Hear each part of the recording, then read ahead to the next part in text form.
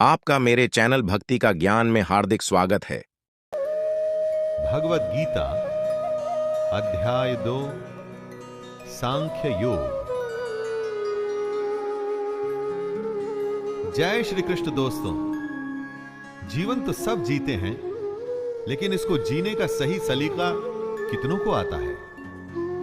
यही ध्येय है हमारी इस गीता का। भगवान श्री कृष्ण को प्रणाम करते हुए अपना कर्म शुरू करता हूं। जरा ध्यान से सुनिएगा। पहले अध्याय में आपने अर्जुन का विषाद, उसका दुख, उसकी दुविधा जानी। अब श्री कृष्ण उसका उत्तर देंगे और इस अध्याय का नाम है सांख्य योग। इसमें अर्जुन की कायरता तथा उसके भ्रम को लेकर विश्लेषण है, उसका एनालिसिस है। दोस्तों, यहां से शुरुआत होती है उस ज्ञान की जिसके लिए भगवद गीता दुनिया का सबसे महानतम ग्रंथ और ज्ञान का भंडार माना जाता है।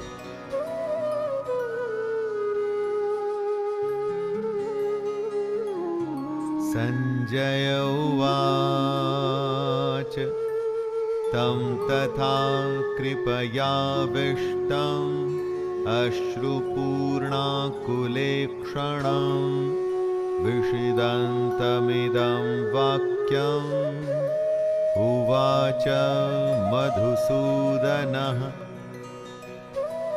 संजय कहते हैं, उस प्रकार करुणा से भरे हुए और आंसुओं से पूर्ण तथा व्याकुल नेत्रों वाले शोक युक्त उस अर्जुन को भगवान देखते हैं।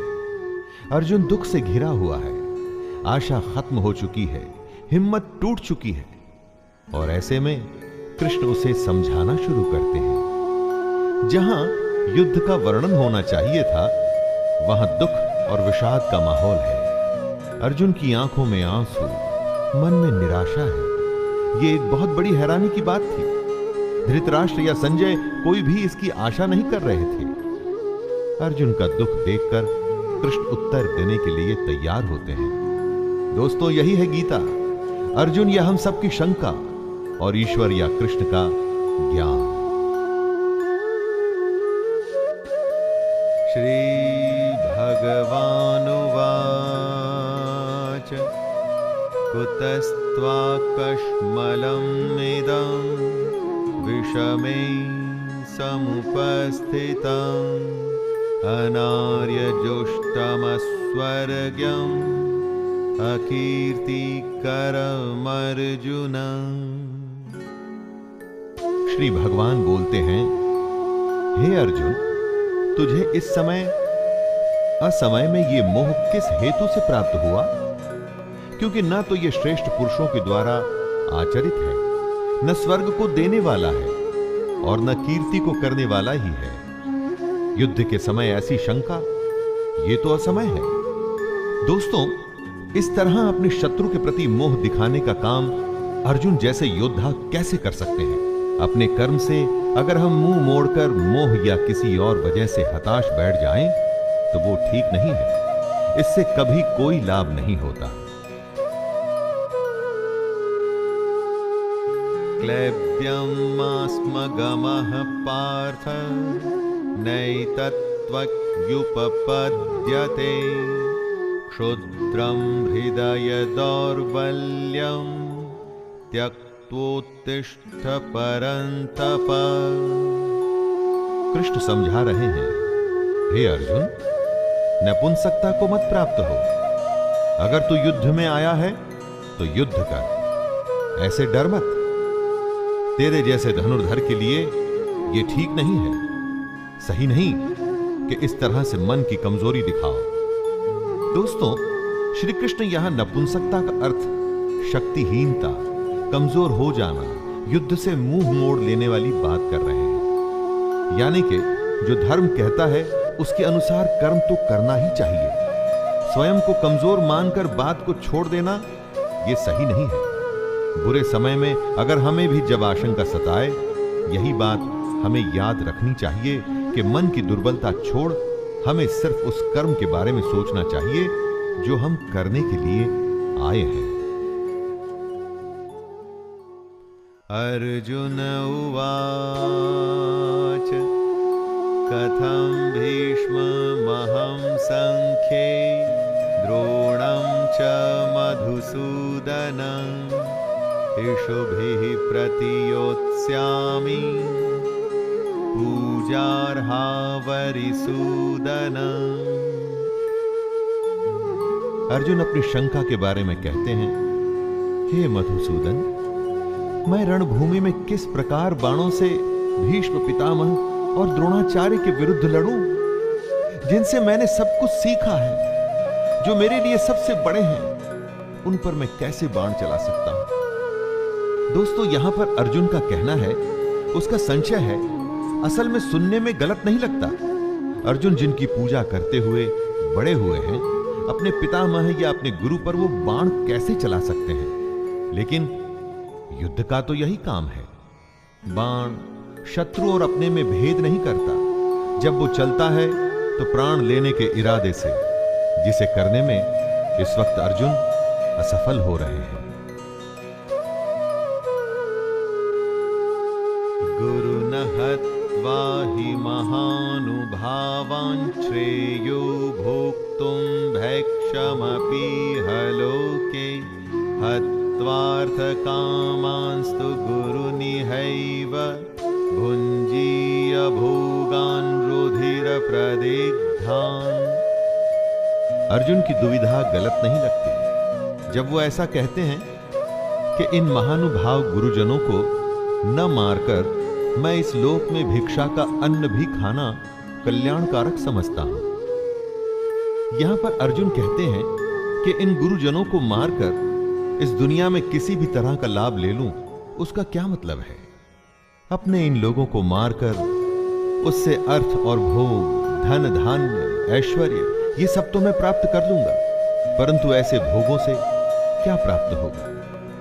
दोस्तों, अर्जुन ही नहीं, दुनिया में न जाने कितने लोग ऐसे होते हैं जिन्हें लगता है कि परिवार भी न छूटे और मोक्ष भी प्राप्त हो जाए, परंतु ये तो संभव नहीं। न चैतद्विद्मः कतरन्नो गरीयो यद्वा जयेम यदि वा नो जयेयुः यानेव हत्वा न जिजीविषामस्तेव स्थिताः प्रमुखे धार्तराष्ट्राः। अर्जुन कहते हैं, हम ये भी नहीं जानते कि हमारे लिए युद्ध करना और न करना, इन दोनों में से कौन सा श्रेष्ठ है, अथवा ये भी नहीं जानते कि उन्हें हम जीतेंगे या वे हमको जीतेंगे। और जिनको मारकर हम जीना भी नहीं चाहते, वे ही हमारे आत्मीय धृतराष्ट्र के पुत्र हमारे मुकाबले में खड़े हैं। भविष्य में क्या होगा ये तो कोई भी नहीं जानता। विधि ने क्या विधान लिखा है उसके बारे में किसी को नहीं पता, लेकिन वर्तमान में हम जो करना चाहते हैं उसका निर्णय हमारे हाथ में होता है। हमारे कर्म सिर्फ और सिर्फ हमारे ही हाथ में है। तो क्या युद्ध जीतने के लिए अपनों को मारना ठीक है? अपने कर्म को पूरा करने के लिए हमें किस सीमा तक जाना चाहिए और किस सीमा को पार करना चाहिए? कार्पण्य दोषोपहत स्वभावः पृच्छामि त्वां धर्म सम्मूढचेताः यच्छ्रेयः स्यान्निश्चितं ब्रूहि तन्मे शिष्यस्तेऽहं शाधि मां त्वां प्रपन्नम्।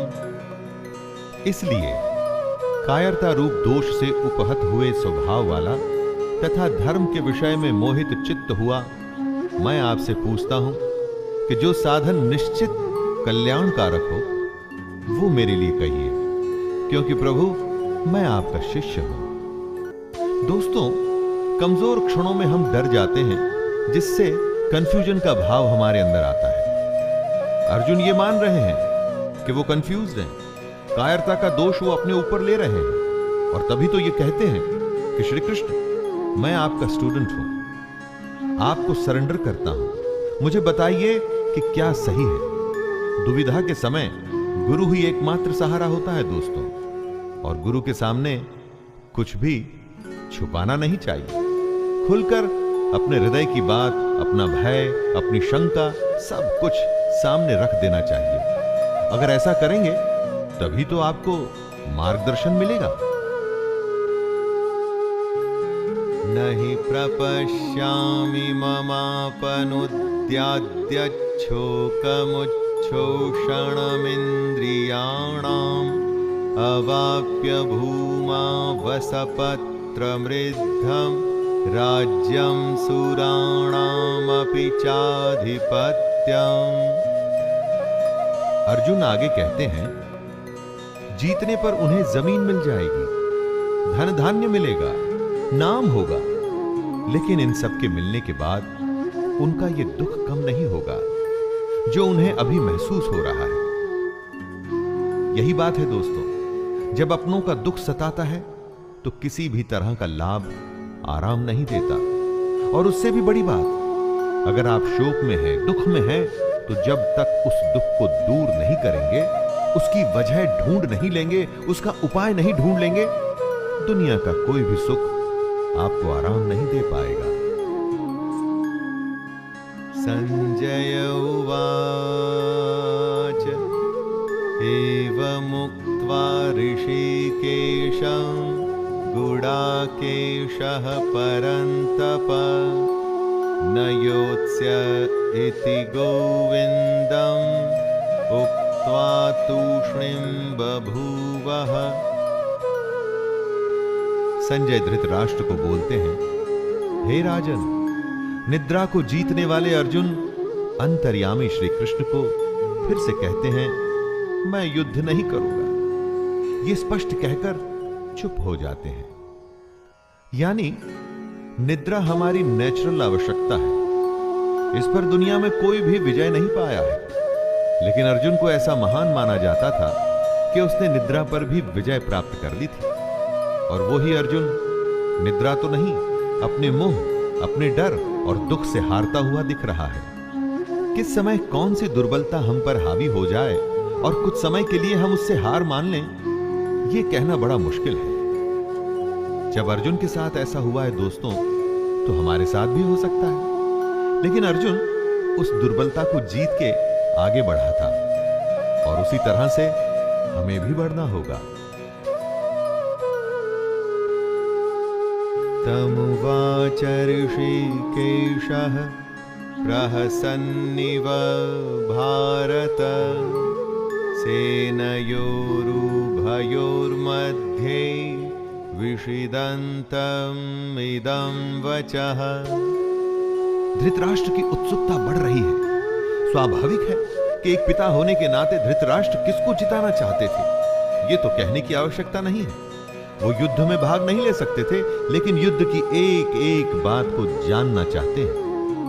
संजय बताते हैं कि हे भरतवंशी धृतराष्ट्र, दोनों सेनाओं के बीच में शोक करते हुए अर्जुन है, और उसके सामने अंतर्यामी श्री कृष्ण, जो अर्जुन को हंसते हुए ये वचन बोल रहे हैं। एक तरफ रोता हुआ कमजोर डरा हुआ बालक जैसे कि अर्जुन, और दूसरी तरफ त्रिकालदर्शी कृष्ण है। शायद कृष्ण को इसीलिए छलिया भी कहा जाता था। रोते हुए के सामने इस तरह से कौन हंसता है? और कृष्ण हंसते थे क्योंकि उन्हें वो पता था जो किसी को पता नहीं था। श्री भगवानुवाच अशोच्यानन्वशोचस्त्वं प्रज्ञं वादांश्च भाषसे गतासु न गतासुंश्च नानुशोचन्ति पंडिताः। श्री कृष्ण का गीता ज्ञान अब यहां से आरंभ हो रहा है दोस्तों।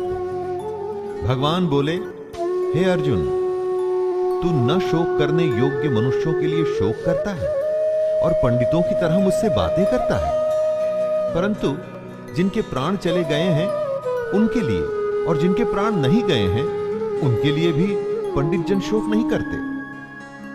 कृष्ण का ज्ञान अंतिम सत्य है। वो अर्जुन से कहते हैं कि तुम पंडितों की तरह बातें भी नहीं कर रहे और ना तुम ज्ञानियों की तरह बातें कर रहे हो। जो पंडित और जो ज्ञानी होते हैं वो किसी के जीवित रहने पर या जीवित न रहने पर भी शोक नहीं करते, अर्थात इस दुनिया में किसी भी बात का शोक नहीं करना चाहिए।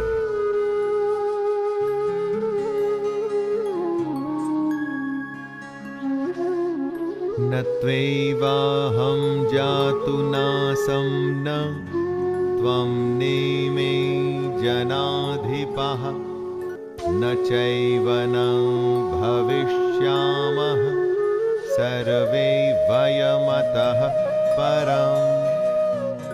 हे अर्जुन, न तो ऐसा ही है कि किसी काल में मैं नहीं था, तू नहीं था, अथवा ये राजा लोग नहीं थे, और न ऐसा ही है कि इससे आगे हम सब नहीं रहेंगे। ऐसा कोई समय नहीं था अर्जुन, जब अर्जुन नहीं था, कृष्ण नहीं था, बाकी के राजा नहीं थे। हम आते हैं और जाते हैं, फिर से आते हैं, समय का खेल चलता रहता है। अब ये बात अर्जुन या हमारे जैसे दुनियादारी में फंसे लोगों के लिए समझना या समझाना बहुत मुश्किल है दोस्तों, और इसी में से कृष्ण हमें बाहर निकालना चाहते हैं। काल का फेर, जी हां, काल का फेर तो चलता ही रहता है। हर काल में हमारे जैसे, अर्जुन के जैसे और कृष्ण के जैसे लोग होते हैं। आने वाले समय में भी हम तीनों होंगे और ऐसा ही खेल फिर से होगा।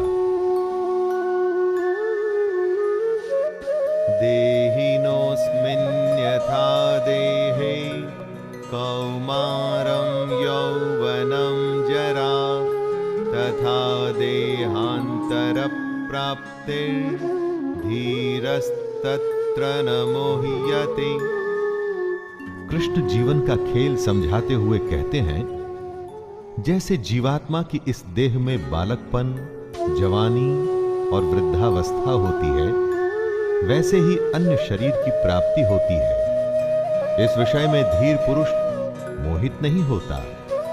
हमारी आत्मा तो वही रहती है, लेकिन शरीर बचपन से बुढ़ापे तक बदलता है। वैसे ही नए जन्म में नया शरीर मिलता है।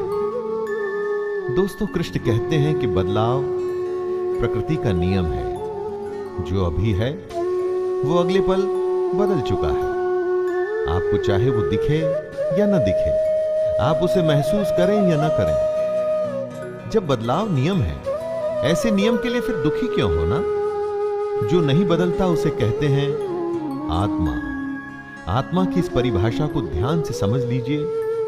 शरीर बदलता है दोस्तों, आत्मा कभी नहीं बदलती।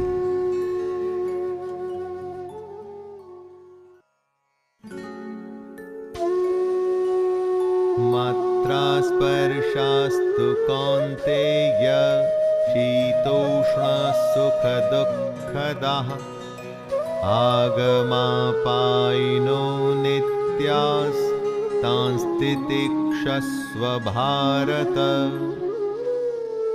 हे कुंती पुत्र, सर्दी, गर्मी और सुख दुख को देने वाले इंद्रिय और विषयों के संयोग तो उत्पत्ति, विनाशशील और अनित्य हैं। इसलिए हे भारत, उनको तू सहन कर। जिन्हें हमारी इंद्रियां महसूस करती हैं, वो सर्दी, गर्मी या सुख दुख आते जाते रहते हैं, हमेशा नहीं रहते। हमारे सेंसेस और उनके विषयों से जुड़ करके हमें भूख, नींद, सुख, दुख, सुकून, बेचैनी जैसे फीलिंग्स आती हैं।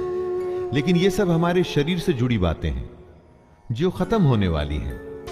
सारी की सारी खत्म होने वाली है, परंतु जो खत्म नहीं होता उसे कहते हैं आत्मा।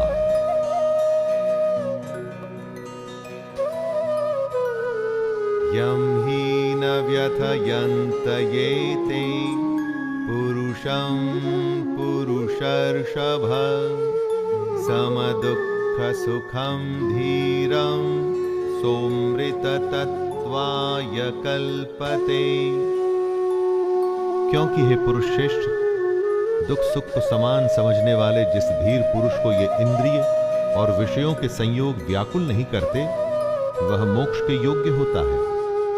सुख दुख जो बराबर समझे, दोनों हालत में एक जैसा रहे, वही जीवन में आगे बढ़ता है। जितनी भी आपकी आयु हो, जीवन में जरा पीछे मुड़ के देखिए, न जाने कितनी बार आप सुख दुख से बीते होंगे। कभी बेतहाशा खुशी हुई होगी, किसी के जाने या बेहद बड़े नुकसान पे शायद आप फूट फूट के रोए भी होंगे, और आगे आने वाले जीवन में भी ऐसा होता ही रहेगा। ज्ञानी इस बात को जानते हैं कि ऐसे सुख दुख तो आते जाते रहते हैं, एक ही भाव कभी रुक के नहीं रहता। नासतो विद्यते भावो न भावो विद्यते सतः उभयोरपि दृष्टोऽन्तस्त्वन्नयोस्तत्त्वदर्शिभिः। कृष्ण कहते हैं कि असत वस्तु की तो सत्ता नहीं है और सत का अभाव नहीं है। इस प्रकार इन दोनों का ही तत्वज्ञानी पुरुषों द्वारा देखा गया है। दोस्तों, जो झूठ है उसका कोई मूल्य नहीं, मूल्य सिर्फ सच का ही है। समझदार लोग इस बात को समझते हैं, जिसका आना जाना लगा रहे उसके लिए कोई क्या शोक करे। सुख गया तो दुख दरवाजे पर आने के लिए बिल्कुल तैयार खड़ा है। एक के लिए दुख करेंगे तो आने वाली अच्छी खबर के लिए जल्द ही खुश ही होना पड़ेगा। लेकिन अगर आप ज्ञान को समझें तो पाएंगे कि ये दोनों भाव झूठे हैं, इनका कोई मूल्य नहीं। मूल्य है तो सिर्फ आत्मा का, जो निरंतर है और सिर्फ वही सच है।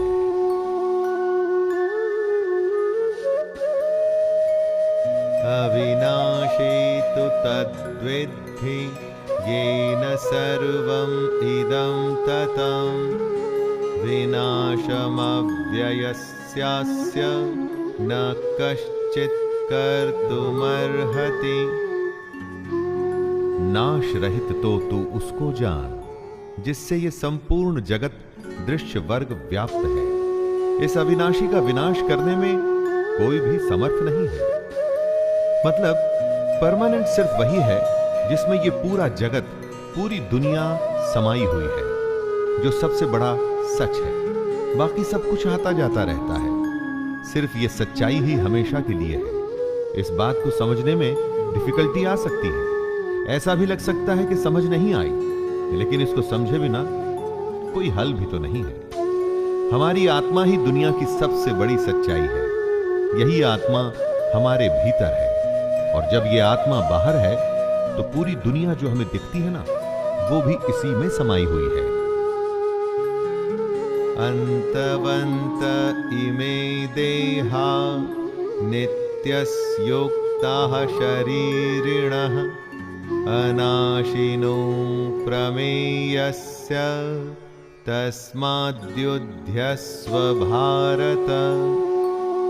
सबसे बड़ी सच्चाई है हमारी आत्मा, जो मरती नहीं। बाकी सब कुछ हमारा शरीर या हमारे भाव हैं, जो मर जाते हैं। कृष्ण कहते हैं, हे भरतवंशी अर्जुन, तू युद्ध कर, क्योंकि ये आत्मा अमर है, इसका मरना संभव नहीं। इसीलिए इसे सबसे बड़ी सच्चाई कहा गया है। महापुरुष इसी ज्ञान, इसी आत्मा को समझने में अपना पूरा जीवन संन्यास में, समाधि में, ध्यान में बिता देते हैं। कृष्ण का कहना है कि शरीर नाशवान है और आत्मा अमर है, और वही सच्चाई है, तो शोक किस बात का करना। य एनं वेत्ति हन्तारं यश्चैनं मन्यते हतम् उभौ तौ न विजानीतो नायं हन्ति न हन्यते। जो इस आत्मा को मारने वाला समझता है तथा जो इसको मरा हुआ मानता है, वे दोनों ही नहीं जानते सच्चाई को, क्योंकि ये आत्मा वास्तव में न तो किसी को मारती है और न किसी के द्वारा मारी जाती है। अर्थात आत्मा सिर्फ होती है, उसका होना ही सच है, बाकी कुछ नहीं। ये तो अज्ञान ही है जो हमें ये सोचने पे मजबूर करता है कि हमने किसी को मार दिया या हम मार देंगे। लोग अपने अहंकार में ऐसा समझते हैं कि वे बहुत कुछ कर सकते हैं या बहुत कुछ कर चुके हैं। ये सिर्फ उनकी नादानी है, अज्ञानता है।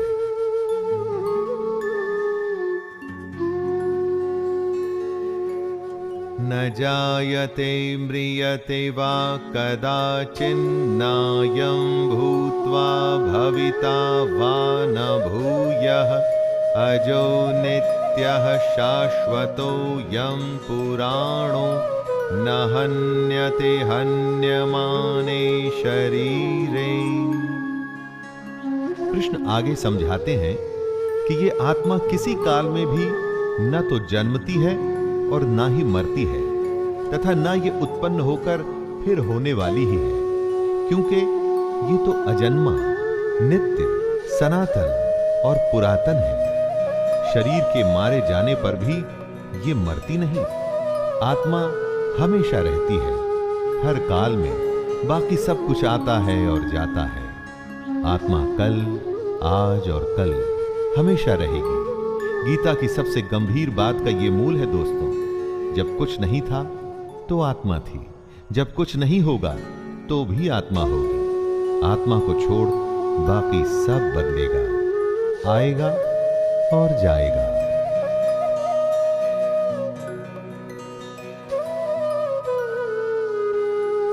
वेदा विनाशिनं नित्यं य एनमजमव्ययम्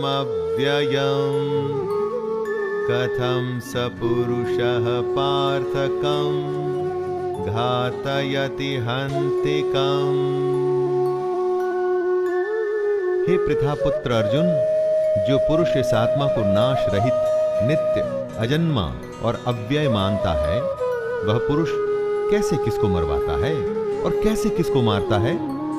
जो इस बात को समझता है कि आत्मा ही सबसे बड़ा सच है, वो किसी को कैसे मार सकता है या कैसे मरवा सकता है? इस बात को समझने का मतलब है कि ब्रह्म रूपी सच को समझना, ब्रह्म को समझना।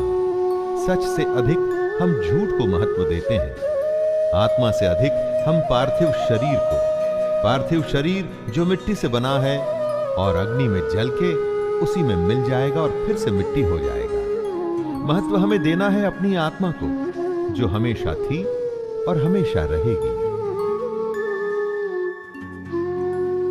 वासांसि जीर्णानि यथा विहाय नवानि गृह्णाति नरोपराणि तथा शरीराणि विहाय जीर्णानि यन्यानि संयाति नवानि देहि। जैसे मनुष्य पुराने वस्त्रों को त्याग कर दूसरे नए वस्त्रों को ग्रहण करता है, वैसे ही जीवात्मा पुराने शरीरों को त्याग कर दूसरे नए शरीरों को प्राप्त होता है।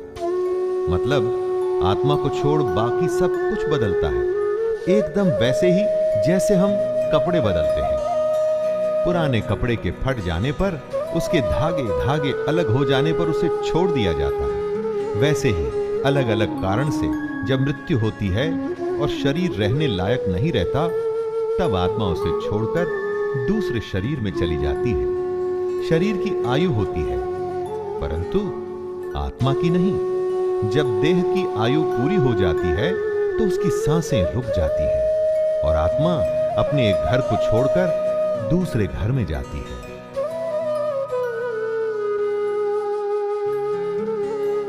नैनं छिन्दन्ति शस्त्राणि नैनं दहति पावकः न चैनं क्लेदयन्त्यापो न शोषयति मारुतः। इस आत्मा को शस्त्र नहीं काट सकते, इसको आग नहीं जला सकती, इसको जल नहीं गला सकता और वायु सुखा नहीं सकती। आत्मा कोई वस्तु नहीं कि कट जाए, जल जाए या सूख जाए। आत्मा के इसी स्वरूप को कृष्ण समझा रहे हैं। जैसे कपड़ा फटता है, गल जाता है, उसी तरह से आत्मा को कोई वस्तु समझना भूल होगी। उस आत्मा को अपनी इस दुनिया की किसी चीज से मत तोलिए। आत्मा किसी के भी जैसी नहीं, उसका कोई दूसरा उदाहरण संभव ही नहीं। आत्मा अपने आप में विरली और अनूठी है। यह हमसे पहले भी थी और आगे भी रहेगी। अच्छेद्योयमदाह्योयम् क्लेद्यो शोष्य एव च नित्यः सर्वगतः स्थाणुरचलोऽयं सनातनः। ये आत्मा अच्छेद्य है, इसे छेदा नहीं जा सकता। ये आत्मा अदाह्य है, इसे जलाया नहीं जा सकता। अक्लेद्य है मतलब गीला भी नहीं किया जा सकता। और निसंदेह अशोष्य है मतलब इसे सुखाया भी नहीं जा सकता।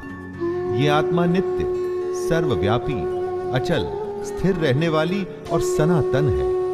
सनातन का अर्थ क्या होता है दोस्तों? जो हमेशा से है और हमेशा रहेगा, वही आत्मा भी है। श्री कृष्ण ये बताना चाहते हैं कि हम जो नाशवान है, मतलब हमारा जो ये शरीर है, इस पर ज्यादा ध्यान न दें। हम समझें आत्मा को जिसका नाश नहीं हो सकता, तभी हमें मुक्ति मिलनी संभव हो सकती है। वरना मोह और दुविधा में हम हमेशा फंसे रह जाएंगे, जैसे कि अभी अर्जुन फंसा हुआ है और अपना कर्म करने को तैयार ही नहीं।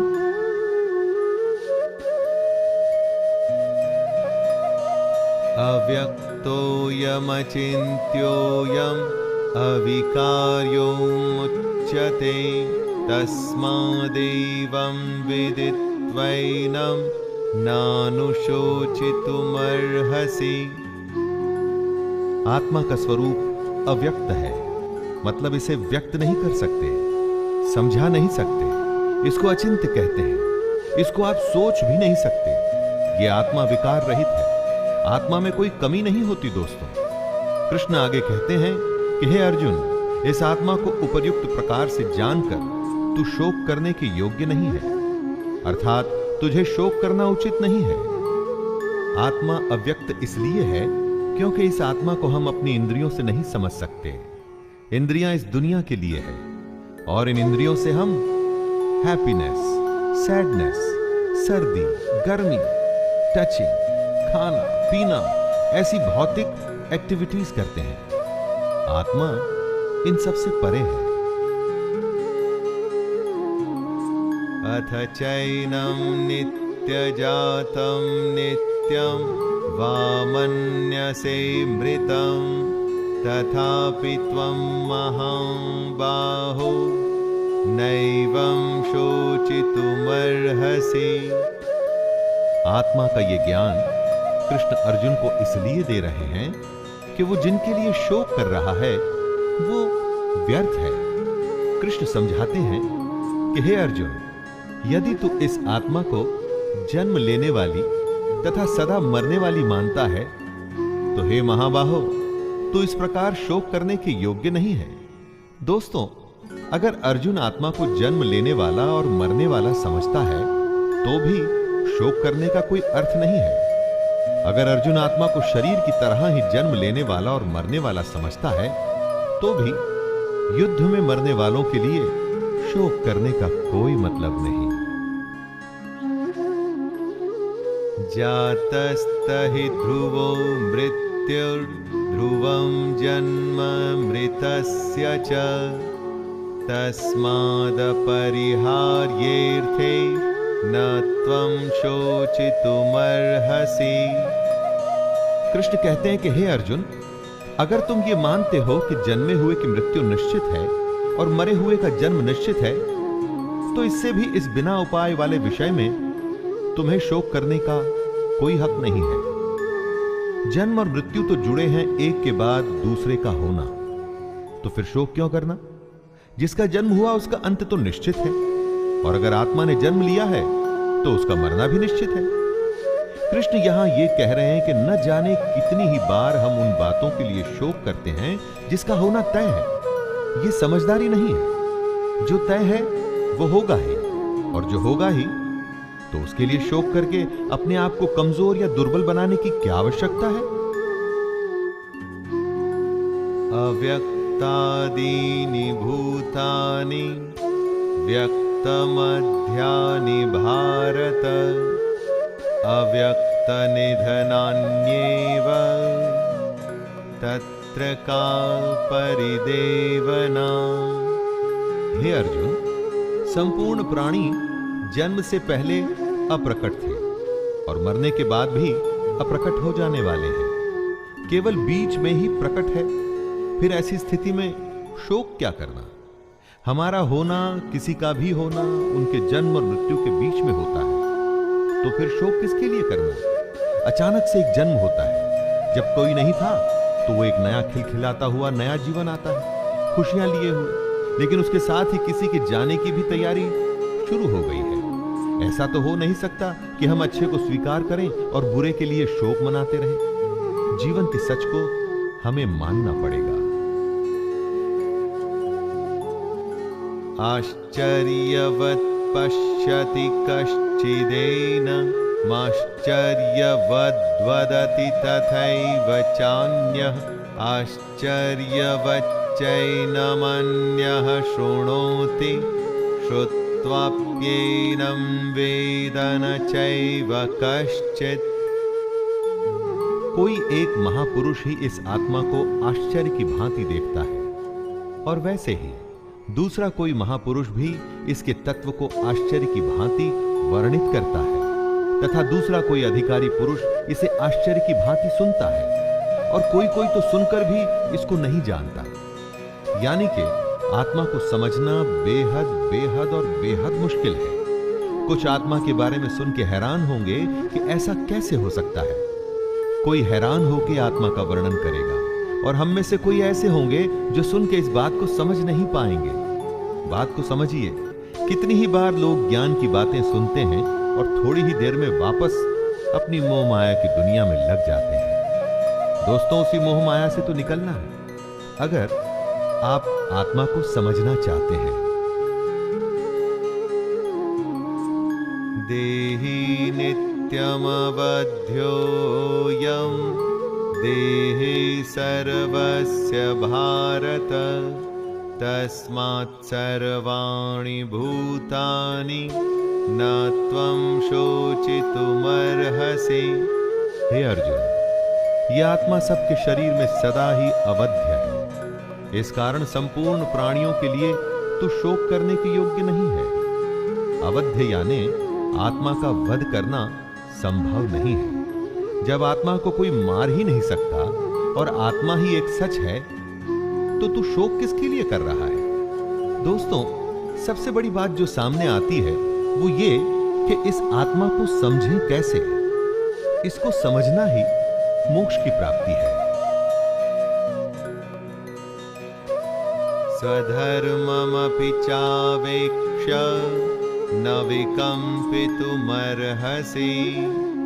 धर्म्याद्धियुद्धाच्छ्रेयोऽन्यत् क्षत्रियस्य न विद्यते।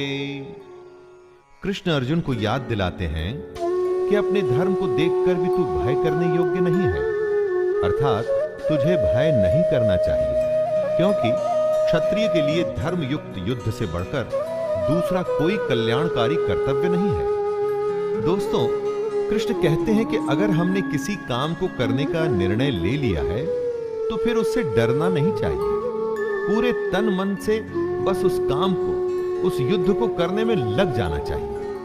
ज्ञान यह है कि निर्णय के बाद डरने का कोई मतलब नहीं, सिर्फ करने का मतलब है, कर्म करने का। यदृच्छया चोपपन्नं स्वर्गद्वारमपावृतं सुखिनः क्षत्रियाः पार्थ लभन्ते युद्धमीदृशम्। हे पार्थ, अपने आप प्राप्त हुए और खुले हुए स्वर्ग के द्वार रूप इस प्रकार के युद्ध को भाग्यवान क्षत्रिय लोग ही पाते हैं। युद्ध को, चैलेंज को खुले मन से स्वीकार करने में ही सबसे बड़ी खुशी है। दोस्तों, कृष्ण युद्ध को स्वर्ग का खुला हुआ द्वार बता रहे हैं। हमारे लिए भी ये बात इस तरह से सही है कि हमको भी अपने जीवन में अगर कोई चुनौती मिलती है तो उसे मोक्ष मानकर उस चैलेंज को पूरा कर जाने में लग जाना चाहिए। क्षत्रिय वो है जो युद्ध में अपना धर्म निभाए। अगर आपकी कामना, आपका प्रयास आपके लिए युद्ध है, तो एक क्षत्रिय की तरह आपको भी अपने धर्म को पूरा करना चाहिए। अथ चेत्त्वमिमं धर्म्यं संग्रामं न करिष्यसि ततः स्वधर्मं कीर्तिं च हित्वा पापमवाप्स्यसि। किंतु यदि तू इस धर्मयुक्त युद्ध को नहीं करेगा तो स्वधर्म और कीर्ति को खोकर पाप को प्राप्त होगा। कृष्ण चेतावनी देते हैं कि अगर हमने चैलेंज को, युद्ध को स्वीकार नहीं किया तो फिर उसके बदले में सिर्फ पाप मिलेगा। हमारा स्वभाव हम में युद्ध करने की क्षमता, शक्ति को पैदा करता है, और अगर हमारा स्वभाव हमें युद्ध से दूर लेके जा रहा है तो मतलब हम अपने धर्म से दूर हो रहे हैं और पाप के भागी हो रहे हैं। अकीर्तिं चापि भूतानि कथयिष्यन्ति ते व्ययाम् संभावितस्य चाकीर्तिर्मरणादतिरिच्यते। कृष्ण कहते हैं, हे अर्जुन, सब लोग तेरी बहुत काल तक रहने वाली अपकीर्ति का भी कथन करेंगे, और माननीय पुरुष के लिए अपकीर्ति मरण से भी बढ़कर है। मतलब युद्ध करने से अगर मना कर दिया तो उससे बड़ा अपमान, उससे बड़ी बेइज्जती कुछ नहीं हो सकती। कुछ लोगों की भीड़ में अगर आप जाते हैं तो सब आपको सम्मान से देख आपकी प्रशंसा करते हैं, और दूसरी स्थिति में आप कहीं जाते हैं तो लोग अपमान से देखते हैं, अपनी नजरें फेर लेते हैं। आपको क्या स्वीकार है, यश या अपकीर्ति, अपमान या सम्मान? युद्ध को छोड़ देने का मतलब ही अपमान है। भयाद्रणादुपरतं मंस यन्ते त्वां महारथाः येषां च त्वं बहुमतो भूत्वा यास्यसि लाघवम्। अर्जुन, जिनकी दृष्टि में तू पहले बहुत सम्मानित होकर अब लघुता को प्राप्त होगा, वे महारथी तुझे भय के कारण युद्ध से हटा हुआ मानेंगे। दोस्तों, अर्जुन को सब महान योद्धा समझते थे। अगर अर्जुन युद्ध से हट जाता तो वो उसे कायर मानते। चाहे अर्जुन हो या हम, युद्ध न करने में बहुत अपमान होता है। अच्छा या बुरा, छोटा या महान, सब तुलना का खेल है दोस्तों। इस खेल में हार जीत तो होती ही है, इसके अलावा युद्ध में कौशल दिखाना भी एक बहुत बड़ी बात होती है, और अगर कोई युद्ध से ही मुंह फेर ले तो समाज में उसे कहीं जगह नहीं मिलती।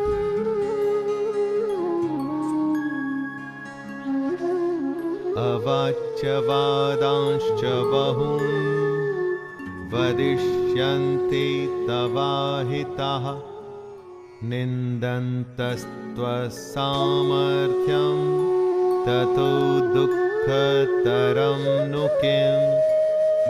आपके बैरी, आपके शत्रु तो इसी ताक में रहते हैं कि कब आपकी निंदा कर सके। युद्ध से भाग के उन्हें ऐसा मौका क्यों देना? हे अर्जुन, तेरे बैरी लोग तेरे सामर्थ्य की निंदा करते हुए तुझे बहुत से न कहने जैसे वचन भी कहेंगे। उससे अधिक दुख और क्या होगा? अपने चारों तरफ देखिए दोस्तों, ऐसे लोगों की कमी नहीं होगी जो इस मौके की तलाश में हैं कि कैसे आपको नीचा दिखाया जाए। अगर ये मौका आप खुद ही उन्हें परोस कर दे देंगे तो सोचिए उन्हें कितनी खुशी होगी। फिर हमें उन्हें ये मौका देने की क्या आवश्यकता है? हतो वा प्राप्स्यसि स्वर्गं जित्वा वा भोक्ष्यसे महीम् तस्माद्युत्तिष्ठ कौन्तेय युद्धाय कृतनिश्चयः। या तो तू युद्ध में मारा जाकर स्वर्ग को प्राप्त होगा, अथवा संग्राम में जीतकर पृथ्वी का राज्य भोगेगा। इस कारण हे अर्जुन, तू युद्ध के लिए निश्चय करके खड़ा हो जा। आज की दुनिया में इसी बात को सोच के देखिए दोस्तों, पूरे जी जान से खेलने पर आप हार जीत की चिंता नहीं करते, क्योंकि आप अपना सब कुछ झोंक चुके होते हैं। जीतने पर नाम होता है और हारने पर भी आप अपने और दूसरों के मन में सम्मान पाते हैं, क्योंकि आपने धर्म के अनुसार युद्ध किया। इसलिए अपनी चुनौतियों से, चैलेंजेस से कभी भी मुंह नहीं मोड़ना चाहिए।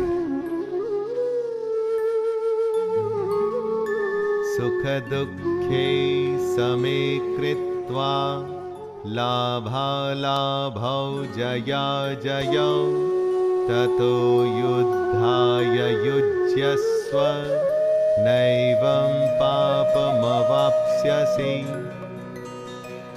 जय पराजय, लाभ हानि और सुख दुख को समान समझकर उसके बाद युद्ध के लिए तैयार हो जा। इस प्रकार युद्ध करने से हे अर्जुन तू पाप को नहीं प्राप्त होगा।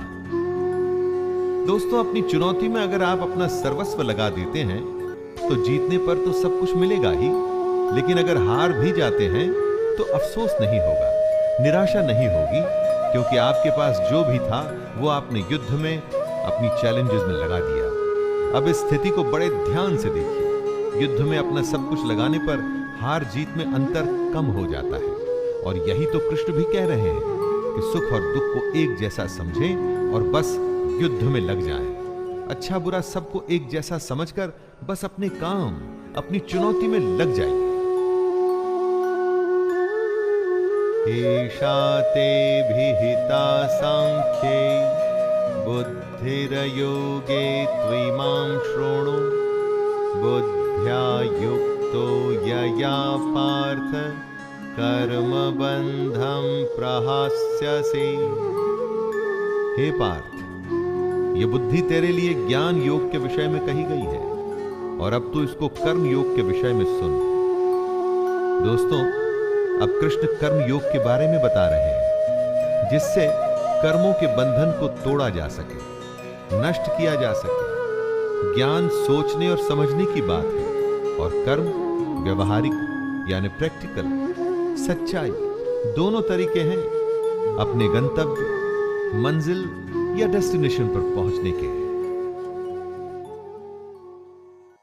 यनेहाभिक्रमनाशोस्ति प्रत्यवातो न विद्यते स्वल्पमप्यस्य धर्मस्य त्रायते महतो भयात्। इस कर्म योग में आरंभ का अर्थात बीज का नाश नहीं है, और उल्टा फल रूपी दोष भी नहीं है, बल्कि इस कर्म योग रूपी धर्म का थोड़ा सा भी साधन जन्म मृत्यु रूपी महान भय से रक्षा करवा देता है। सबके लिए ज्ञान का, साधना का, साधुओं का मार्ग संभव नहीं है। हमारे जैसे अधिकतर लोगों को कर्म योग अपनाना चाहिए। अगर कर्म योग को समझ के उस पर हम सब चल सकें तो कभी निराशा नहीं होगी। अगर इस कर्म योग को हम थोड़ा सा भी समझ लें तो जन्म और मृत्यु के डर से हमेशा के लिए बच सकते हैं। व्यवसायात्मिका बुद्धिर एकेह कुरु नंदन बहुशाखा ह्यनन्ताश्च बुद्ध्यो व्यवसायिनां। हे अर्जुन, इस कर्म योग में निश्चयात्मिका बुद्धि एक ही होती है, किंतु अस्थिर विचार वाले विवेकहीन सकाम मनुष्यों की बुद्धियां निश्चय ही बहुत भेदों वाली और अनंत होती है। जब फैसला लेना हो तो बुद्धि एक ही होती है, लेकिन जहां सोच की, फैसले की, निर्णय की कमी हो वहां कई बुद्धियां काम करती हैं। यहां अनिर्णय की स्थिति के बारे में कहा गया है। दोस्तों, जब आप फैसला नहीं ले पाते हैं, कोई डिसीजन नहीं ले पाते हैं, तो न जाने कितनी ही दिशाओं में आपका ध्यान, आपकी बुद्धि जाती है। लेकिन अगर आप निर्णय करने की सोच लें तो उसके बाद सिर्फ उस काम को करने का ही प्रण होता है, और अगर ऐसा नहीं है तो ऐसा होना चाहिए। यामिमां पुष्पितां वाचं प्रवदन्त्य विपश्चितः वेदवादरताः पार्थ नान्यदस्तीति वादिनः। हे अर्जुन, जो भोगों में तन्मय हो रहे हैं, जो कर्म फल के प्रशंसक वेद वाक्यों में ही प्रीति रखते हैं, जिनकी बुद्धि में स्वर्ग ही परम प्राप्य वस्तु है और जो स्वर्ग से बढ़कर दूसरी कोई वस्तु ही नहीं देखते, यानी ऐसे लोग जो कर्म के बदले में होने वाले सिर्फ फल लाभ की ही बात करते हैं। जब भी कोई काम उससे होने वाले फायदे से शुरू होता है तो वो काम नहीं, स्वार्थ हो जाता है, उसे कर्म नहीं कह सकते। जो लोग ऐसा करते हैं उन्हें कृष्ण कर्म फल का प्रशंसक बता रहे हैं। आप अकर्मी होने से बचिए। कामात्मानः स्वर्गपरा जन्म कर्म फलप्रदां क्रिया विश्लेष बहुलां भोगैश्वर्य गतिं प्रति। ऐसे लोगों को कृष्ण ढोंगी बताते हैं। वो कहते हैं, हे अर्जुन, ऐसा कहने वाले हैं वे अविवेकी जन इस प्रकार की जिस पुष्पित अर्थात दिखाऊ शोभा युक्त वाणी को कहा करते हैं, ऐसे लोग ढोंगी होते हैं। यानी वो लोग जो कर्म की बात सिर्फ इसलिए करते हैं ताकि उन्हें बदले में भोग और ऐश्वर्य जैसे फल या लाभ मिल सके, काम से ज्यादा उसके होने वाले फायदे की बात करना ढोंग है। कई लोग आपको मिलेंगे जो जमीन पर इतना काम नहीं करेंगे जितना वो हवाई किले बनाएंगे। दोस्तों, ऐसे ढोंगी लोगों से बचना चाहिए। भोगैश्वर्य प्रसक्तानां तया परितः चेतसां व्यवसायात्मिका बुद्धिः समाधौ न विधीयते। जो कर्म की बातें सिर्फ भोग और ऐश्वर्य के लिए करते हैं, जिनका ध्येय सिर्फ भोग और ऐश्वर्य है, उन पुरुषों की परमात्मा में निश्चयात्मिका बुद्धि नहीं होती। यानी ऐसे लोगों का ध्येय स्वार्थ होता है, फायदा होता है, भगवान या अपने काम में सच्ची लगन नहीं होती। ऐसे लोगों की संगत से बचना चाहिए। इनकी पहचान होती है इनके नेगेटिव रवैये से। इनकी बातों से आप समझ जाएंगे कि काम में इनकी कोई रुचि नहीं, बस उस काम का फल भोगने में इनको बहुत रुचि है। त्रैगुण्य विषया वेदा निस्त्रैगुण्यो भवार्जुन निर्द्वन्द्वो नित्यसत्वस्थो निर्योगक्षेम आत्मवान। हे अर्जुन, वेदों के कर्म कांड हमारी प्रकृति के 3 गुणों से जुड़े हैं। इसलिए तू उन भोगों एवं उनके साधनों में आसक्तिहीन, हर्ष शोकादि द्वंद्वों से रहित, नित्य वस्तु परमात्मा में स्थित योग और क्षेम को न चाहने वाला और स्वाधीन अंतःकरण वाला हो। यहां पर कृष्ण अत्यंत कठिन लेकिन सबसे बड़ी बात कह रहे हैं। वो कहते हैं कि वेद भी सिर्फ 3 गुणों में ही सीमित हो जाते हैं, उससे आगे वो भी नहीं जानते। उससे आगे है कर्मयोग। उनका कहना है कि कर्म करो लेकिन उसमें आसक्ति नहीं, उससे जुड़े सुख दुख से लगाव न रखो। यावानर्थ उदपाने सर्वतः संप्लुतोदके तावान् सर्वेषु वेदेषु ब्राह्मणस्य विजानतः। बेहद बड़े जलाशय के प्राप्त हो जाने पर छोटे जलाशय में मनुष्य का जितना प्रयोजन रहता है, उसी तरह से अगर जिसने ब्रह्म तत्व को समझ लिया तब उसके लिए वेदों की कोई आवश्यकता नहीं। पोथी पढ़ पढ़ जग मुआ पंडित भयानक होए। पोथी या वेद से ही आपको सफलता मिले ऐसा सोचना गलत है। कर्म योग तो उस बड़े तालाब की तरह है कि अगर ये मिल गया तो छोटे तालाब की आवश्यकता आपको क्यों रहेगी। कर्म का खेल इतना बड़ा है कि उसके आगे सारे ज्ञान छोटे पड़ जाते हैं। लेकिन कर्म को समझना पड़ेगा कि आखिर ये होता क्या है। कर्मण्यैवाधिकारस्ते मा फलेषु कदाचन मा कर्मफल हेतुर्भुर्मा ते संगोस्त्वकर्मणि। तेरा कर्म करने में ही अधिकार है, उसके फलों में कभी नहीं। इसलिए तू कर्मों के फल के लिए काम मत कर। और ऐसा भी ना हो कि तू कर्म ही ना करे। कर्म करना है लेकिन फल के लिए नहीं। गीता के सबसे लोकप्रिय श्लोक में इस श्लोक की गिनती होती है। कर्म करना है लेकिन फल के लिए नहीं, उसे अपना धर्म और अपना कर्तव्य समझकर। योगस्थः कुरु कर्माणि संगत्यक्त्वा धनंजय सिद्धय सिद्धयोः समो भूत्वा समत्वं योग उच्यते। कृष्ण योग को और समझा रहे हैं। हे धनंजय, तू आसक्ति को त्याग कर सिद्धि और असिद्धि में समान बुद्धि वाला होकर योग में स्थित हुए कर्तव्य कर्मों को कर। कर्म के फल की इच्छा न कर, और ऐसा नहीं करना कि कर्म करने में इच्छा न हो। यही निष्काम कर्म की कुंजी, उसकी चाबी, उसका सार है। कर्म के बाद क्या फल मिलेगा उसकी परवाह किए बिना बस पूरी लगन से अपने धर्म और कर्तव्य को पूरा कर। दूरेण ह्यवरं कर्म बुद्धि योगा धनंजय बुद्धौ शरणमन्विच्छ कृपणः फलहेतवः। कर्म के फल की इच्छा को छोड़ के जो निष्काम कर्म योगी होता है वो पाप पुण्य से दूर हो जाता है। जो फल के लिए काम करते हैं उन्हें हमेशा असफल होने का डर रहता है, और इसीलिए कभी भी वो कर्म को अच्छे से नहीं कर पाते, और फिर अगर उनको फल मिल भी जाता है तो इसी फल में उलझ जाते हैं। इसलिए हमें बुद्धि योग की शरण में आना चाहिए, लगन सिर्फ काम में और भगवान में।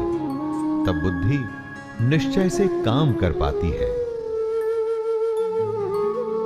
बुद्धि युक्तो जहातीह उभे सुकृत दुष्कृते तस्माद् योगाय युज्यस्व योगः कर्मसु कौशलम्। बुद्धि योग की शरण में आने से बिना फल के काम करने वाला इसी दुनिया में पाप पुण्य से मुक्त हो जाता है। हे अर्जुन, तू समत्व रूप योग में लग जा। मतलब अच्छा हो बुरा हो, सुख हो या दुख हो, सभी में एक ही तरीके से समभाव से तू बस अपना कर्म, अपना कर्तव्य करता रहे। कर्मजं बुद्धियुक्ता हि फलं त्यक्त्वा मनीषिणः जन्मबन्ध विनिर्मुक्ताः पदं गच्छन्त्यनामयम्। आम इंसान कर्म करके उसके फल को प्राप्त कर खुश होता है, और उसके बाद दूसरे फल के लालच में फिर से नए कर्म में लग जाता है। इसमें फल के बारे में सोचना ही प्रधान है, और यही गलत बात है। अगर आप अपनी सारी शक्ति, क्षमता और इच्छा सिर्फ कर्म में लगाएं और फल को भूल जाएं, तो क्या होगा? आपका ध्यान कर्म में रहेगा, आप उस कर्म में बेहतर होंगे, आपकी तरक्की होगी। और रही बात फल की, तो सोच के देखिए, अगर आपने कर्म किया है तो आखिर फल जाएगा कहां?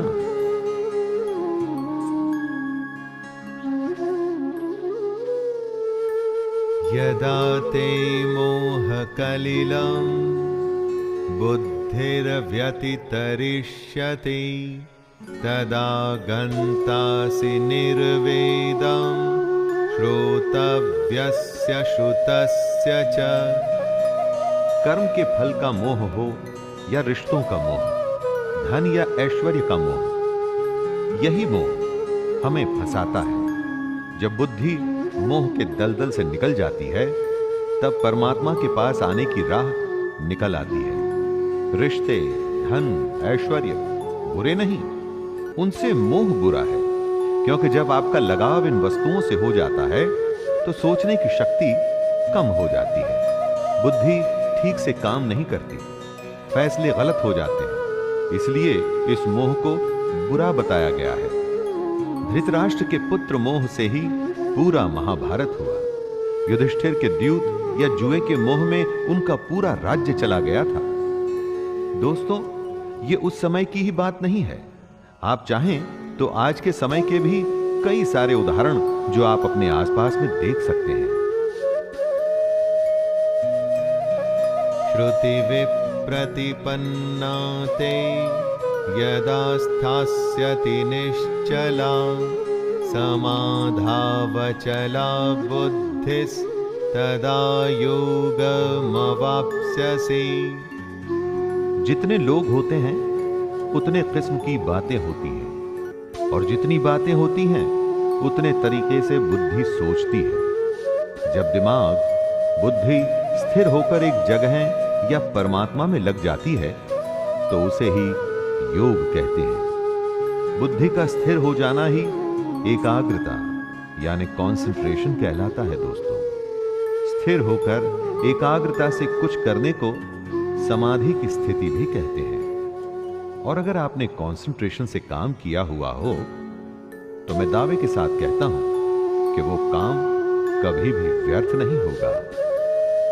अर्जुन उवाच स्थितप्रज्ञस्य का भाषा समाधिस्थस्य केशव स्थितधिः किं प्रभाषेत किमासीत व्रजेत किम्। अर्जुन पूछते हैं, हे केशव, समाधि में स्थित परमात्मा को प्राप्त हुए स्थिर बुद्धि पुरुष का क्या लक्षण है? वह स्थिर बुद्धि पुरुष कैसे बोलता है, कैसे बैठता है और कैसे चलता है? दोस्तों, आप जरूर जानना चाहेंगे कि जो लोग अपनी अपनी फील्ड में सबसे ऊपर पहुंचते हैं उनकी सफलता का रहस्य क्या है। अर्जुन भी जानना चाहता है कि जो स्थिर होके अपनी बुद्धि को एक जगह लगा देते हैं उनकी पहचान क्या है। श्री भगवानुवाच प्रजहाति यदा कामान् सर्वान् पार्थ मनोगतान् आत्मयैवात्मना तुष्टः स्थितप्रज्ञस्तदुच्यते।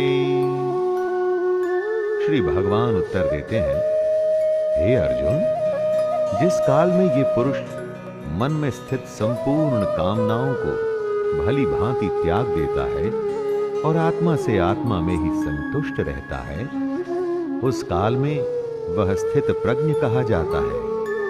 भगवान कृष्ण ने बताया था कि आत्मा ही सबसे बड़ी सच्चाई है। मोह, इच्छा या कामना छोड़ना ही आत्मा के पास आना है।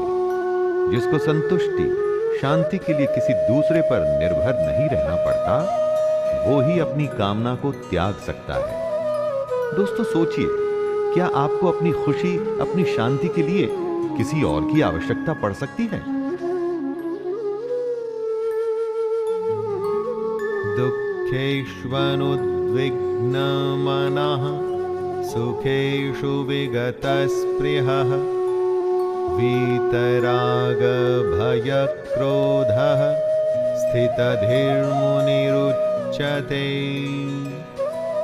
बुरा होने पर जिसके मन में दुख पैदा न हो, अच्छा होने पर जो मन भी शांत रहे, खुशी से पागल न हो, गुस्सा, डर या प्रेम जो सब कुछ एक ही भाव से एक ही जैसे देखता हो, उसकी बुद्धि स्थिर रहती है और वही मुनि या योगी कहलाता है। अच्छी खबर पे खुश हो जाना, बुरे पे उदास, ये तो स्वाभाविक ही है। अगर किसी जानवर को भी आप कुछ खाने को देंगे तो वो खुश होगा, छीन लेंगे तो उसे बुरा लगेगा। लेकिन इस सब से जो ऊपर उठ जाता है, अलग अलग अवस्थाओं में भी वो अपनी स्वयं की हालत नहीं बदलता, मतलब उसकी बुद्धि स्थिर है, यानी वो मुनि है, वो योगी कहलाने के लायक है।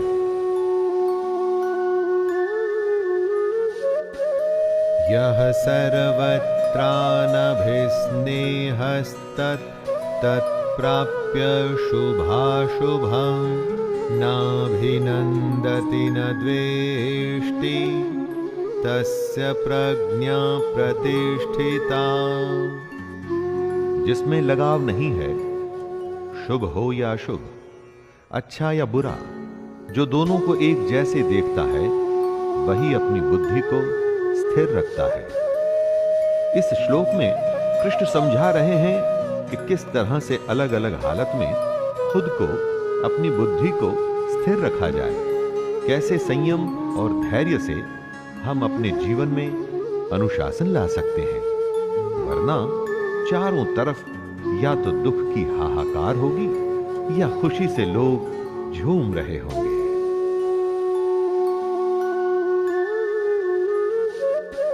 यदा संहरति चायं कूर्मोऽङ्गनीव सर्वशः इन्द्रियाणीन्द्रियार्थेभ्यस्तस्य प्रज्ञा प्रतिष्ठिता।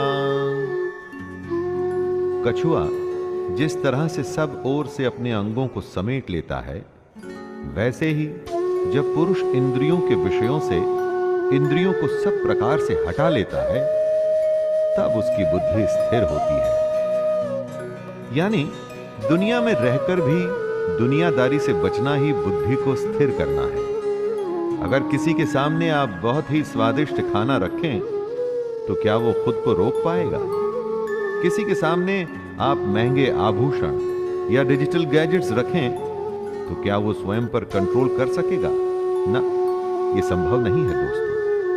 इसको जो संभव कर दे, उसी की बुद्धि स्थिर होती है।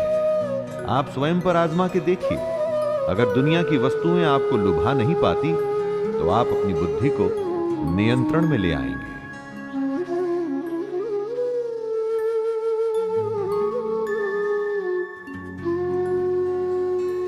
विषया विनिवर्तन्ते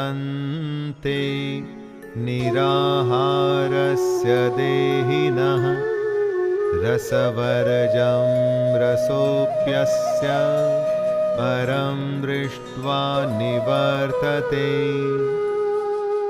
संभव है कि हम दुनिया के विषयों में रुचि न लें, इससे हम दुनिया से दूर तो हो जाएंगे, लेकिन दुनिया के प्रति उनकी आसक्ति नहीं जाती। कहने का मतलब है कि मन की इच्छा को खत्म करना है, आसक्ति खत्म करनी है। अगर ऐसा करना है तो ही बुद्धि स्थिर होगी। कृष्ण कह रहे हैं कि मान लीजिए आप दुनिया की वस्तुओं को ना भी बोल देते हैं, तो क्या आपका मन उन्हीं में लगा हुआ है? आसक्ति, इच्छा खत्म करनी है, तभी तो मोह खत्म होगा। मन के लगाव को ही मोह कहते हैं।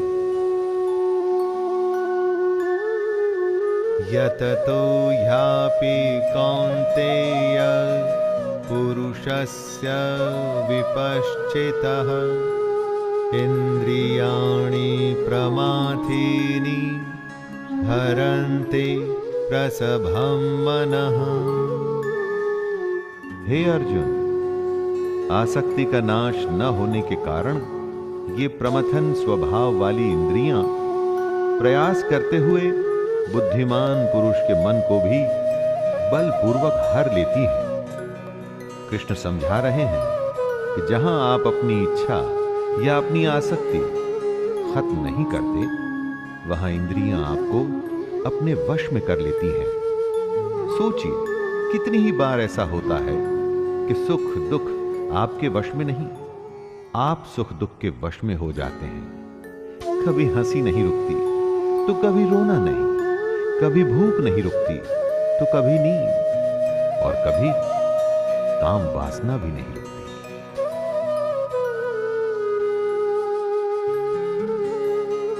तानि सर्वाणि संयम्य युक्त आसीत मत्परः वशे हि यसेन्द्रियाणि तस्य प्रज्ञा प्रतिष्ठिता। इंद्रियों को वश में करके भगवान को ध्यान में रख जो बैठता है, अपने कर्म अपने कर्तव्य में जो ध्यान लगाता है, उसी की बुद्धि स्थिर हो जाती है। वो ईश्वर अपने लक्ष्य के समीप हो जाता है। दोस्तों, अगली बार आप कुछ भी करें ना, तो ये देखिएगा कि वो काम आपकी इंद्रियां आपसे करवा रही हैं या आपका कर्म वो करवा रहा है। आप खुद ही समझ जाएंगे कि श्री कृष्ण क्या कहना चाहते हैं। इंद्रियों के वश में न होकर उन्हें अपने वश में करने पर ही आप अपनी बुद्धि को स्थिर कर पाएंगे। ध्यायतो विषयान् पुंसः संगस्तेषु पजायते, संगात् संजायते कामः, कामात् क्रोधोऽभिजायते। विषयों के बारे में अर्थात इच्छाओं के बारे में सोचते रहने से उसमें आसक्ति हो जाती है और आसक्ति से उन विषयों की कामना उत्पन्न होती है, और जब वो कामना पूरी नहीं होती तो क्रोध उत्पन्न होता है। जिस तरह ज्यादा खाने से भूख बढ़ती है, ज्यादा सोने से नींद बढ़ती है, उसी तरह से जब आप अपनी इच्छाओं के बारे में सोचते रहते हैं तो बस उसी में फंस के रह जाते हैं, और उसे ही आसक्ति कहते हैं।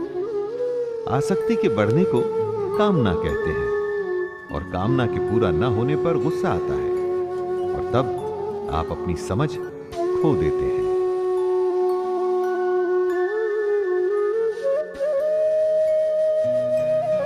क्रोधात् भवति सम्मोहः, सम्मोहात् स्मृतिविभ्रमः, स्मृतिभ्रंशात् बुद्धिनाशो, बुद्धिनाशात् प्रणश्यति। यानी सोचने की शक्ति कम हो जाती है, मूढ़ भाव से स्मृति में भ्रम हो जाता है। जब सोच नहीं सकते तो याद भी नहीं रख सकते। स्मृति में भ्रम हो जाने से बुद्धि अर्थात ज्ञान शक्ति का नाश हो जाता है।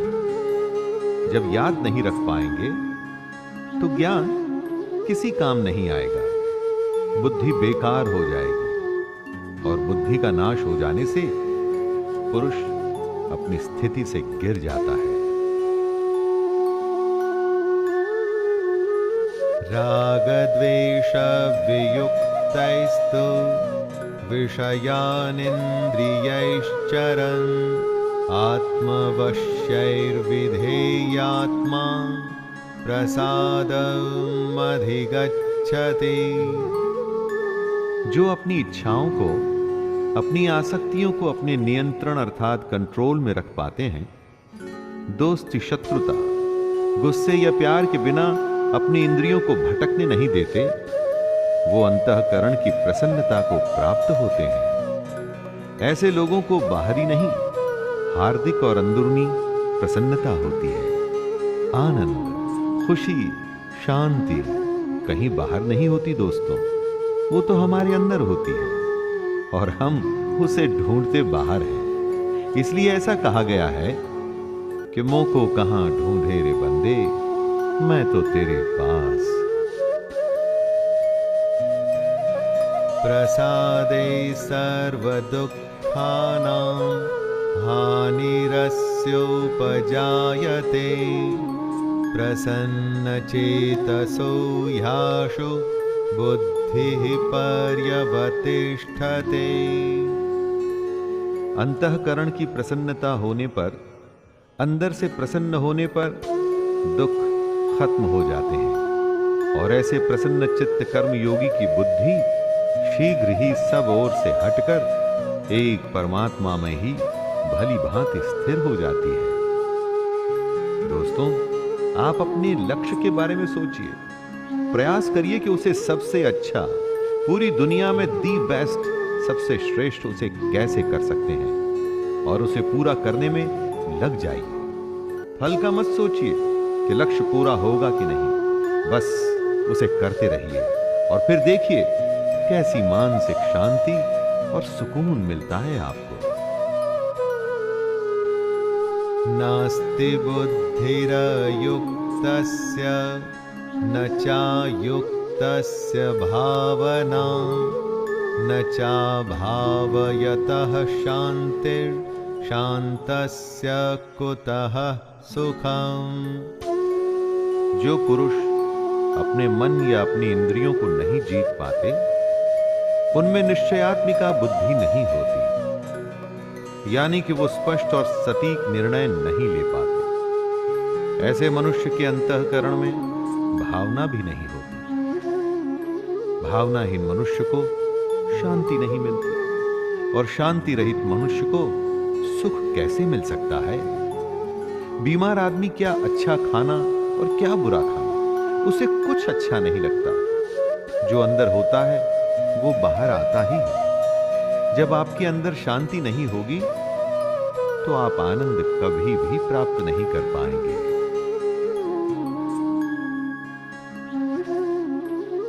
इंद्रियाणां हि चरतां यन्मनोनो विधीयते तदस्य हरति प्रज्ञां वायुर्नावमिवाम्भसि।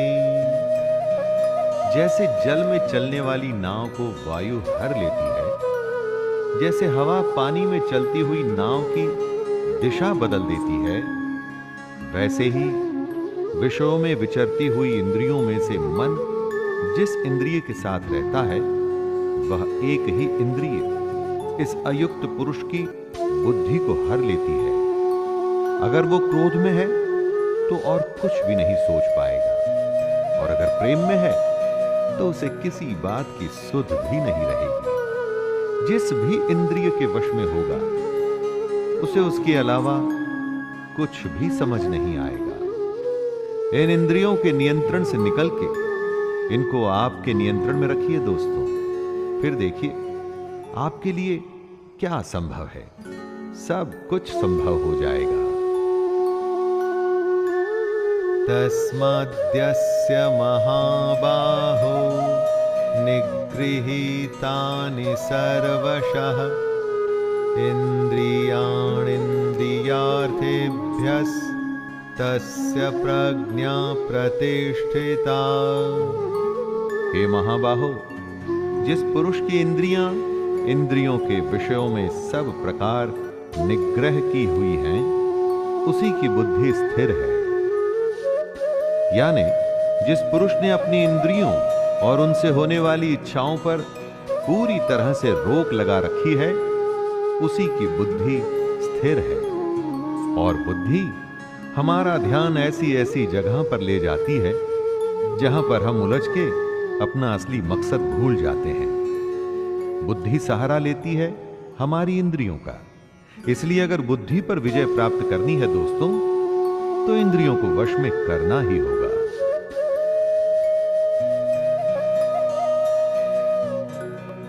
या निशा सर्वभूतानां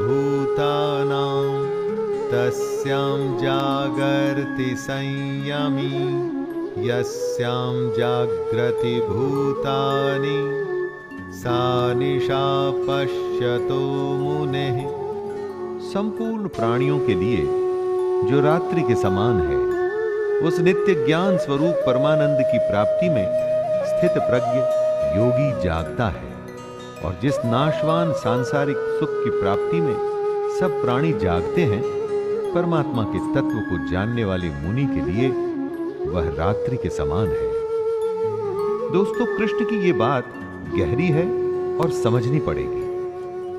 जो सबके लिए रात है, उस रात में योगी परमात्मा के लिए, ज्ञान के लिए जागता है और साधना करता है।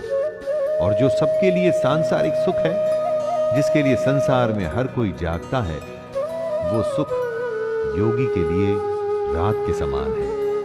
जब सब सोते हैं तो मेहनती बच्चा रात में जाग के पढ़ता है और परीक्षा में वो ही अव्वल आता है।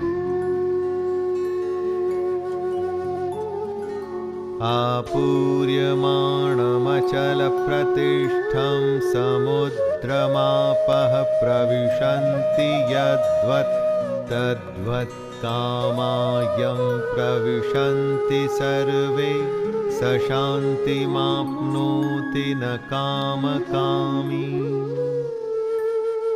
जैसे नाना प्रकार की नदियों के जल सब ओर से परिपूर्ण अचल प्रतिष्ठा वाले समुद्र में उसको विचलित न करते हुए ही समा जाते हैं, वैसे ही सब भोग जिस स्थित प्रज्ञ पुरुष में किसी प्रकार का विकार उत्पन्न किए बिना समा जाते हैं, वही पुरुष परम शांति को प्राप्त होता है, भोगों को चाहने वाला नहीं। नदियां समुद्र को विचलित अर्थात उसे डिस्टर्ब नहीं करती, उसी तरह से स्थिर बुद्धि वाले पुरुष में सारी इच्छाएं, सारे भोग समा जाते हैं और उसे विचलित नहीं करते। कई बार किसी के कहने पर आपको बुरा लगता है और आप अपना आपा खो देते हैं, इसका मतलब आपका अपने ऊपर नियंत्रण नहीं है। ऐसा समुद्र बनिए जिसमें कोई भी नदी किसी भी तरह की गाली या कोई कमेंट आपको कभी भी विचलित न कर पाए। विहाय कामान्यः सर्वान् पुमांश्चरति निःस्पृहः निर्ममो निरहंकारः स शान्तिमधिगच्छति। जो पुरुष संपूर्ण कामनाओं को त्याग कर ममता रहित, अहंकार रहित और स्पृहा रहित हुआ विचरता है, वही शांति को प्राप्त होता है, अर्थात वो शांति को प्राप्त है। कामना का, इच्छा का त्याग करना है, उससे मोह नहीं रखना है, घमंड नहीं करना है, दुनिया में रहकर भी दुनिया से अलग रहना है। ऐसे ही इंसान को शांति प्राप्त होती है। कामयाब वही होता है जो परेशान हुए बिना अपनी धुन में, अपने काम में लगा रहता है। सफलता उसी के ही पांव चूमती है। एषा ब्राह्मी स्थितिः पार्थ नैनां प्राप्य विमुह्यते स्थित्वा स्यामन्तकालेऽपि ब्रह्मनिर्वाणमृच्छते। हे अर्जुन, ये ब्रह्म को प्राप्त हुए पुरुष की स्थिति है। इसको प्राप्त होकर योगी कभी मोहित नहीं होता और अंतकाल में भी इस ब्रह्म स्थिति में स्थित होकर ब्रह्मानंद को प्राप्त हो जाता है। दोस्तों, कृष्ण अर्जुन को बता रहे हैं कि जो पुरुष ऐसा करने में सफल होता है उसे ब्रह्म की प्राप्ति होती है। ब्रह्म का अर्थ है सबसे बड़ा सत्य, इससे आगे कुछ भी नहीं होता। कृष्ण कहते हैं कि ये जो सारे लक्षण हैं उन लोगों के हैं जो अपनी बुद्धि को स्थिर रखकर अपने लक्ष्य को प्राप्त करते हैं। स्वाभाविक है कि अगर इन बातों को हम भी अपने जीवन में उतार लें तो हम भी अपने लक्ष्य से कभी दूर नहीं रहेंगे। दोस्तों, ये था गीता का दूसरा अध्याय, सांख्य योग। इस अध्याय में श्री कृष्ण ने कर्म को समझाया, उसके प्रति हमारे उत्साह को बढ़ाया और ये समझाया कि सिर्फ और सिर्फ कर्म में ही अपना ध्यान रखना और किसी भी बात में नहीं। तो आज्ञा दीजिए, अब मुलाकात होती है तीसरे अध्याय में। जय श्री कृष्ण। अगर आपको ये वीडियो अच्छी लगी हो तो लाइक और कमेंट करें और मेरे चैनल को सब्सक्राइब कीजिए। आपका धन्यवाद।